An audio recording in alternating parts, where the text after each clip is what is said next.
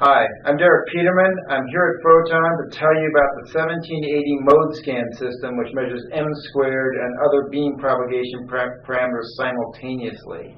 Like traditional techniques, we measure m squared by creating a beam waist and then measuring the beam size at different locations along the beam waist.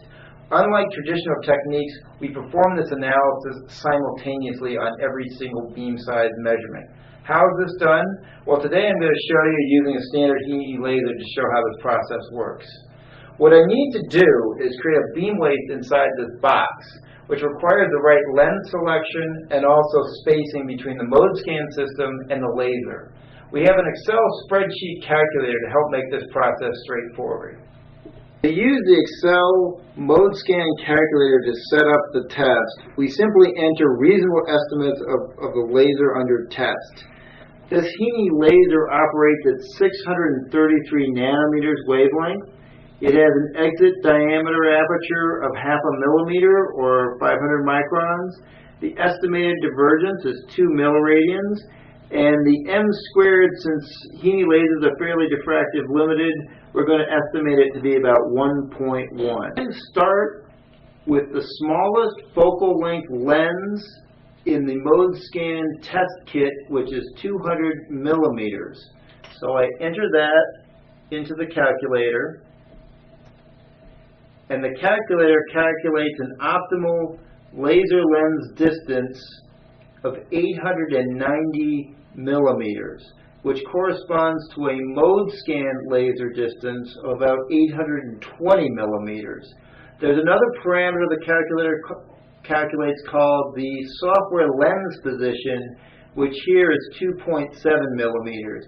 I'll explain what that means later, but we have all the parameters now to set up the test. Now that we've used the 1780 ModeScan calculator to set up our test, I've set it up here on the bench. I'm using turning mirrors, and I don't need to use turning mirrors, but I'll show you a little bit later. It's very convenient to use them. The beam comes out from the laser, hits this turning mirror, hits another turning mirror, and then is directed into the 1780 ModeScan system. So how far is that beam traveling? Well, I measure it with a little ruler here, and it's about 31 centimeters from the front of the laser to this mirror. The beam is separated in this path about 17 centimeters, and from the final turning mirror to the ModeScan is roughly 45 centimeters. So the beam is traveling over 900 millimeters. That's a little bit longer than the calculator told us to, but that's okay. Now that we have the system set up, we want to make sure the beam is at the same height all the way along the beam path. So I just use a ruler here, make sure it's the same height, and make sure. Next, we need to position the test lens inside the ModeScan system. If you recall from the ModeScan spreadsheet calculator, the software lens position was 2.7 millimeters. That's determined by this knob and scale. So we position that about here. For rough alignment, turn on the laser and then use a turning mirror so the beam goes through the iris.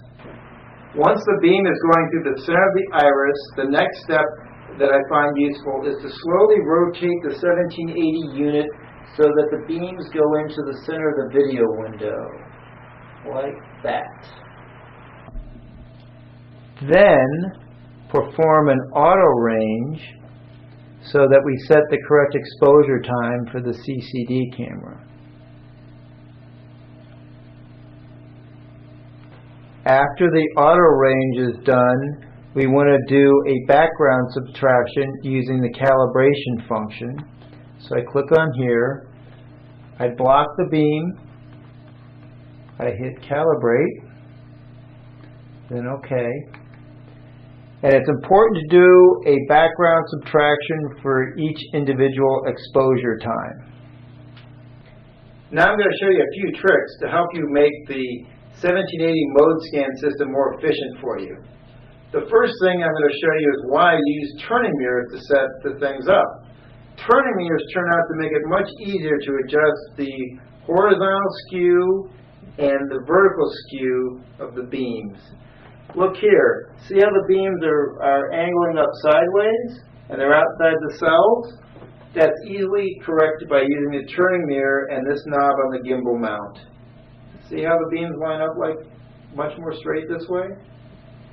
If the beams are too tightly compacted or spread out too far vertically, it's because there's misalignment in this orientation.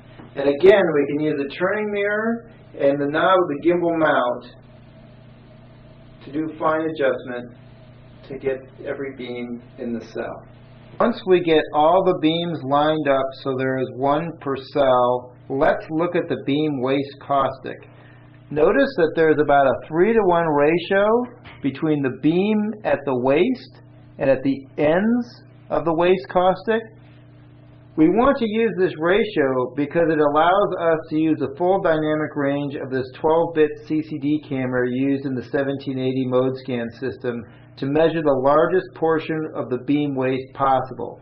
If the ratio is much smaller than this, we are only measuring a very small portion of the beam waist. If the ratio is larger than this, the largest beams are measured using a very small percentage of the dynamic range of the camera, which can lead to inaccurate results. At this point, we have everything well aligned and we're ready to take data.